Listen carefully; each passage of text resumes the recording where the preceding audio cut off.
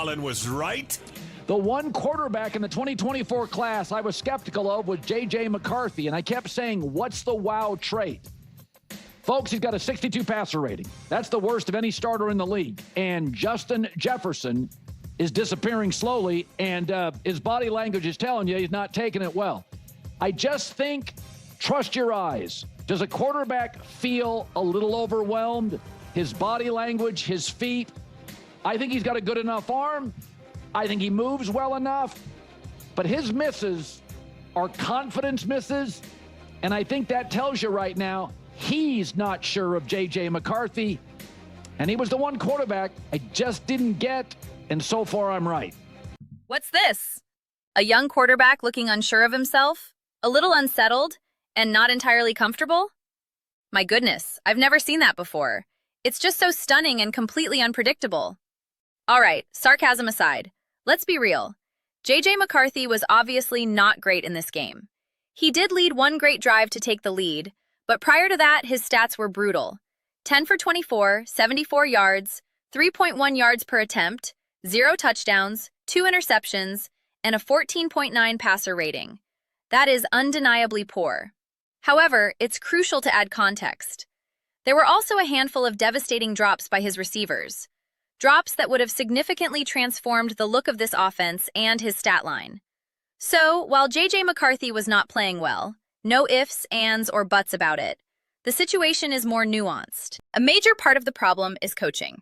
Kevin O'Connell, whom I think is an awesome coach, is not doing a good enough job right now. This aligns with what I said going into the season. O'Connell excels at maximizing a quarterback who already has a ton of juice, but he struggles with the developmental, day-to-day work of nurturing a young quarterback through his growing pains. He is failing in that regard right now. Just look at the contrast with Ben Johnson and Caleb Williams. Williams, who has more starts and experience, also didn't have a spectacular passing day. 16 for 32, 193 yards, a 68.9 passer rating.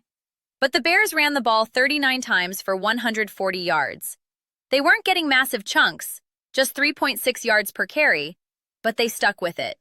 They committed to the run.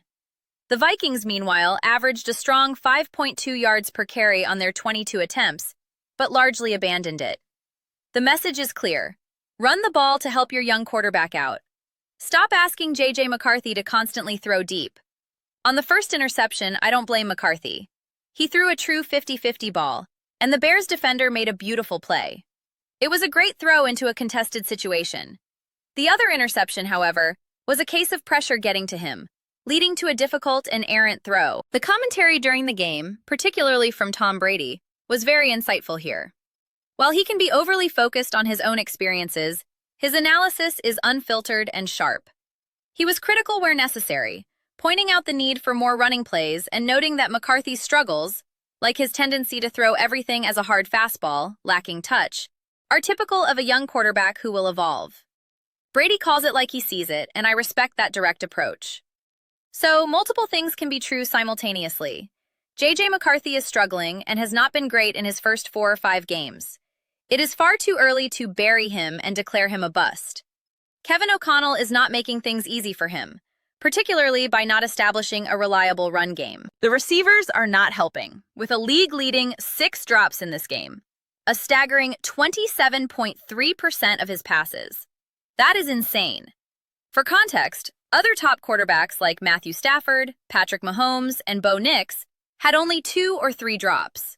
When your rookie quarterback is facing this perfect storm of a pass-heavy game plan and a lack of support from his pass catchers, the conclusion shouldn't be, I told you he's not good enough. The conclusion should be that the Minnesota Vikings as a whole are not being good enough right now. Kevin O'Connell deserves criticism for his role in this. I remain a major believer in Kevin O'Connell, but it's okay to criticize even those you believe in when they underperform. He is not making things easier for J.J. McCarthy, and McCarthy himself needs to be better. It doesn't have to be an all-or-nothing argument, but those are just my thoughts. I'd absolutely love to hear yours. What do you guys all think about J.J. McCarthy?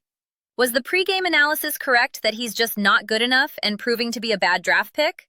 Let me know your thoughts in the comments below. I read every single comment. So whether you agree with me or disagree, let's get some discussions going. Let's get into some fights. But ultimately, Let's just have some fun. Please consider subscribing. We are building an amazing community here and would love to have you be a part of it. I want to build something we all feel connected to and are really excited about. I think we're well on our way to doing it. Please don't forget to give this video a thumbs up as it really helps with visibility and the algorithm. Thank you so much. See you next time.